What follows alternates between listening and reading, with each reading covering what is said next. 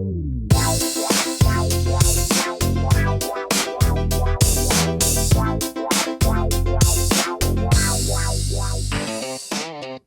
to Inheriting the Future. I'm Nate Kirk. And I'm David Wall. We're two kids from Gaylord, Michigan who grew up watching incredible people quietly build something worth inheriting. Before we head off in different directions, we decided to sit down with those people and ask them everything we wish we'd asked sooner. Because we believe the greatest gift one generation can give the next isn't money or property, it's wisdom. And we're here to make sure it doesn't get lost.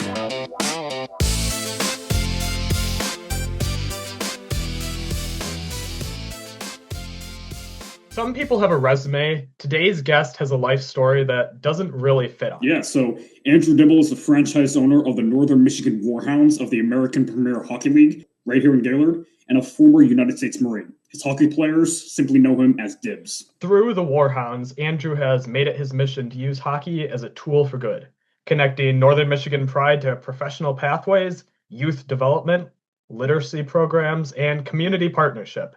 Fan engagement under his leadership has grown by over 30%. But more than any of that, Andrew Dibble is someone who has chosen to pour everything he has into the community, in the classroom, on the ice, and everywhere else in between. Yeah, so Andrew, welcome to Inheriting the Future. We're really glad you're here. I appreciate it. That's an awesome intro. And we actually changed leagues. We're in the Michigan Independence Hockey League, but that literally just happened. So it's all good for you guys to go on that. But yeah, thanks for having me. Yeah, so we always like to start simple. So for anyone who doesn't know you personally, how would you describe yourself in your own words? Let's go motivated and fun. People hear what I do and they say, wow, you must not have any free time. I choose to do that for a reason. I like putting myself into everything I do, and I like trying to just kind of make the world a better place through it. Absolutely. Let's touch on something that I just learned the other day, and maybe not everyone realizes, but most folks know you for the hockey or the classroom. But before all of that, you were a Marine. And if I remember right, you went to boot camp at 17. What was that like, and how did it shape the man you are today? Yeah, absolutely. So funny enough, I actually signed my contract when I was 16, talked to a Marine Corps recruiter, came home, told my mom, said, I talked to a recruiter today, and her response was, where do I sign? My dad and my grandpa were both Marines. So people ask what you wanted to be when you grow, or what did you want to be when you were growing up? I used to jump off picnic tables pretending I was a military member. So it's been in my blood. She expected it. Went to boot camp at 17. I actually turned 18 in boot camp in Parris Island, South Carolina. It definitely helped establish me as who I am. It gave me a lot of motivation, a lot of drive, and a lot of follow through on things we're doing. Kind of things are going to be hard, but we can push through it. So from the Marines to climbing cell towers, to skydiving, to a fifth grade teacher, to hockey franchise owner, most people pick like one certain lane in life. It doesn't seem like you were ever interested in that at all. So what is it in you that keeps pulling you towards the edge of things? It's funny. So before I joined the military, there was a small part of me that was like, I'm going to be a teacher. So my mom was a teacher. I said, that's what I'm going to do. And then decided to join the military, got out, and it just kind of became a necessity. I became a skydiving bum because I joke around and say when I got out of the military, I didn't know what I wanted to be when I grow up. And simply put, I'm 40 and I still don't know if I know what I want to be when I grow up. I have a lot of passions for things when they come up, and it's not a matter of not following through or staying in something. It's just playing the cards when they come to me. So I had the chance to become a certified telecom climber and wind turbine technician when I got out of the military, and I decided I needed a real job instead of jumping out of airplanes when I had my son. So I decided to do that. And then I became an instructor through a lot of all that. And it just kind of led me full circle back to teaching.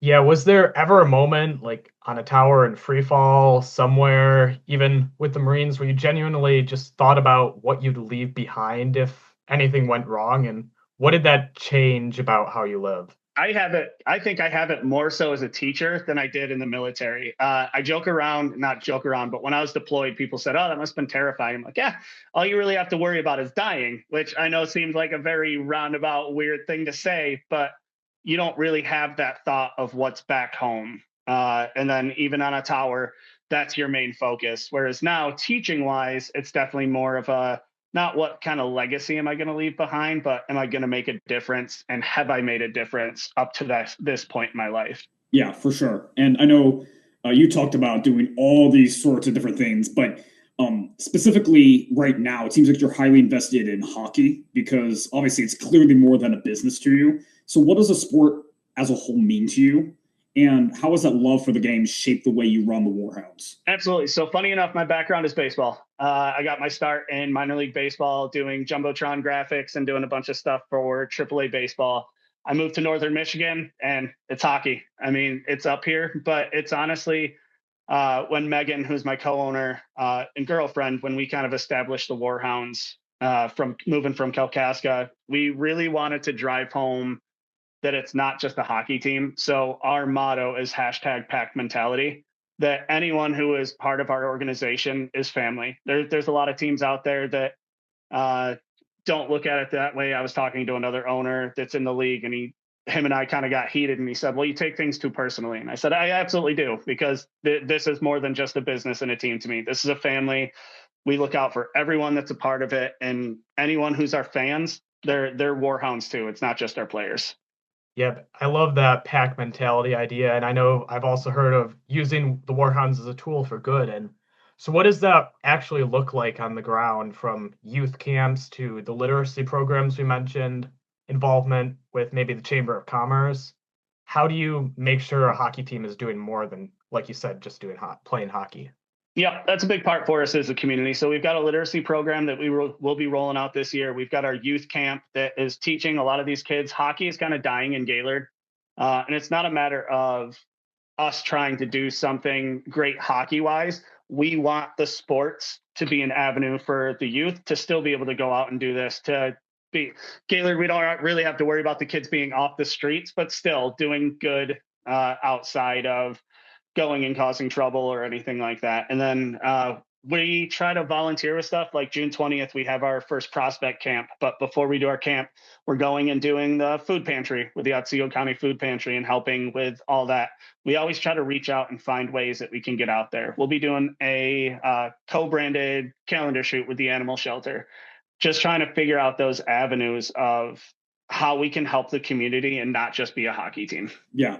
Absolutely. And beyond all those avenues, you've obviously gone skydiving over, I think, 350 times. And you're also attending the NHL draft this year. That's quite the list of fun facts. So tell us something about your life that most people don't see or don't know, but shows who you are to the fullest. Yeah, I think that's a big part. Is I think, one, a lot of people don't know that I'm a skydiver. That doesn't happen a whole lot. But yep, 350 jumps. Through just skydiving. It started right when I got out of the military, crazy enough. But I think it blows people's minds to find out that I am a fifth grade teacher, just because of everything. Like, oh, skydiver, Marine, fifth grade teacher. Like it just kind of throws people off. Like, what? I said, no, it's, I joke around that with the literacy program, I'm going to have the hockey players read to students. And I said, it might be a better idea to have the students read to the hockey players. So I think, honestly, as crazy it is, I think being a teacher is one of the things that surprises people most about what I've done in my career path.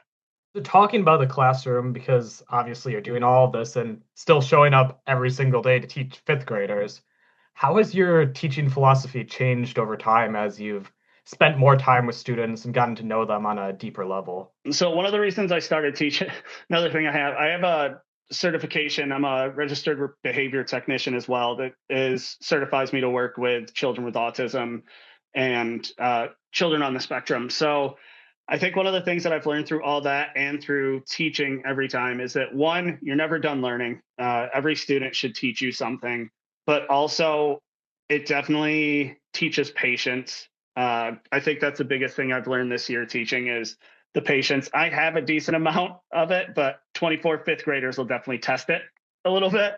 But every kid has a different way of learning. And also you can never assume that everyone's home life is good. It's just kind of one of those things where you got to evaluate what's in front of you, and you start to learn your students, and you can tell if they're having an off day. And it's just being adaptable, empathetic, sympathetic, and just being able to roll with the punches. Yeah, absolutely. And I'm actually pursuing education myself. So this one is personal for me, and I think there are probably other future educators listening who feel the same way. So what advice would you give to someone who genuinely wants to make a difference in their students' lives? Just breathe and pay attention.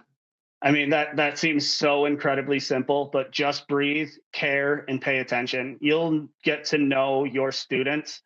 I had a student walk in the other day that you could just tell that he was having an off day. After you're with the kids for so long, you can tell. So that would be my honest advice from day one. Get to know your students. Get to know if you have a student that wears their heart on their sleeve, or do you have a student that puts a wall up when they get that. And then figure out how to break down that wall. Not necessarily why are you acting this way, but how to get them relaxed. Like, I've got some students that are cool with me addressing them in front of the entire class, and I've got other ones that I have to pull out. So it's honestly just that would be my best advice for a teacher, is get to know your students from day one. What would you say the hardest thing is about caring deeply about young people who eventually leave your life? And what do you hope your students and players remember about you? So I tell my students I've got 3 responsibilities to them. I have to teach them how to be good students. I have to keep them safe. And most important, I want them to learn how to be good humans. That's a big piece. And I instill it in my hockey players too, is that end of the day, we just need to be good humans. The world is ugly and nasty enough without us adding to it of being ugly and negative people. So that's kind of where I go with that. That's a huge piece. Yeah, for sure. And obviously, a lot of young people from small towns like ours face a real tension, sort of staying and building something here or leaving.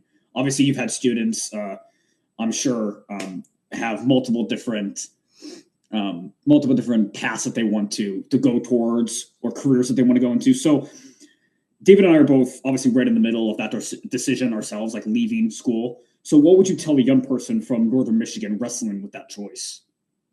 It's going to sound bad because I want Gaylord to grow, but get out and experience it. Megan and I just had this conversation. I'm not saying you have to leave Gaylord forever. I'm not saying you have to leave your hometown forever. Get out, see the world, see other things. One of my coolest memories was when I was in Italy and we were sitting outside the Vatican on our way to Iraq the first time. We were just sitting there, and this family came up and just sat down and just started playing music. And the rest of people came and started dancing. And it was just this like joyful time, and being outside of the Vatican and just seeing it just really made me realize, like, you don't have to leave your hometown forever, but definitely get out and experience life. Get out there. You don't have to go out and party, but see what else is out there and experience it, because they're going to be lifelong lessons. You may go out and see something in Detroit that you're like, oh man, Gaylord would benefit from this so greatly, and just being able to take it back and use what you learn in the world and bring it back home and make your hometown a better place. Yeah, from my experiences, my very limited experiences, obviously, but I think is great any chance I've been able to just like put myself out there, like go out of my comfort zone a little bit. So I definitely myself encourage Nate and all my classmates to whatever you can do, get out there. But specifically within rural life, what advantages or disadvantages do you think living in such a small community presents to youth? Knowing people. I mean, I think that comes, it's an old adage. It's not what you know, it's who you know. So being able to go into certain things, especially if you're looking at starting a business or even looking at getting a job, that's one of the reasons why we decided to come back to Gaylord. Is Megan and I live here. We had the choice when we had to transition from Kalkaska to go to TC, go to TC, Cadillac, or Gaylord, and we said we're going to go to Gaylord. It's home for us. We have it in our back door, and we know people. Megan's got a incredible background in nonprofit and has a great position now with Preston Feather, and it's just given us that ability that it's who you know, and it makes it easier. Also, it sounds weird, but it's kind of protected to the point that you don't have to worry about a lot of the big time stuff that are in the big cities. So it definitely gives some advantages of knowing where you're from and knowing things around you. Yeah, absolutely. And that sense of community, you can really find that in small communities such as Gaylord, Michigan. And obviously over the years, I'm sure you've watched many talented young people from rural environments grow up and leave. So does that ever feel like a loss, or do you view that differently? No, absolutely not. I look at it as somewhere else is gaining something awesome, and it puts Gaylord on the map again. You get people who go and sign contracts with the U of M and these big time colleges, and it's that sense of pride when you see their name pop up on ESPN and it's Gaylord, Michigan, or you see it from your small hometown, and it's just a sense of pride. It's not a kick in the face, not a slap in the face. It's a sense of pride. There will be someone else that comes up and fills that gap in our hometown. So definitely don't look at it as a bad thing. It's just expanding where Gaylord's from and letting people know that we have some awesome things up here. Yep. And what do you think the version of yourself at 17 that went off to boot camp would think of the life you've built? I think you'd be real confused and really not have any idea, and probably have the same concept that everyone else did of what are you doing? But it's honestly one of those things where I honestly think the way I was in Germany when I was 4 months old, like I lived the life of a military brat. So I kind of experienced that. The reason I started skydiving was my dad got me into skydiving. My mom's always been incredibly supportive about what I do. So I think initially it would be a, what are you doing? And then it would just kind of be a shrug of the shoulders. Yeah, I wouldn't expect anything less. Yeah. So this has been everything we could hope it would be and more. So before we let you go, we do have one last thing, and we ask every single person who sits down with us the same question. Obviously, you've worn a lot of hats. Marine, teacher, hockey team owner, mentor. You've seen what builds people up and what lets them down. And you've given this community a lot in a lot of different ways. So with all of that behind you, what's one thing that we could do today to wake up to a better world tomorrow? It's going to be 2 words, and it's going to be simply be kind. And whereas that seems like it's not something that is tangible, like, oh, well, what does he mean? Every day, take a second, stop someone on the street, tell them that you like their shoes, that you think that they're awesome. If you're in school, high five someone random. Just be kind. I just said it a little bit ago. The world is too ugly to not be kind. Go out, make someone's day better, because kindness is incredibly contagious, and it just makes the day better. You never know, if you tell someone something awesome, they'll tell someone and it steamrolls. And by the end of the day, you've affected 15, 20 people's lives in a positive way. That's awesome. Yeah, that's absolutely why we started the show. That response right there, that was great. Thank you. I love it. I was super pumped to see you guys starting it, and that's why when you said it, and obviously knowing you, Nate, I'm like, yep, nope, if he wants it, I'll definitely be on it. Yeah, for sure. So everybody, Andrew Dibble, Marine, teacher, the man behind the Warhounds, thank you for showing us what it looks like to show up for a community in every possible way, every single day. Awesome. Thanks, guys. If this conversation moved you today, please share it with someone in your community, a neighbor, a parent, a young person trying to figure out where they belong. These stories deserve to be heard. You can find us on Instagram and Facebook at Inheriting the Future Podcast, and wherever you listen to your favorite shows. We are Inheriting the Future. We'll see you next time.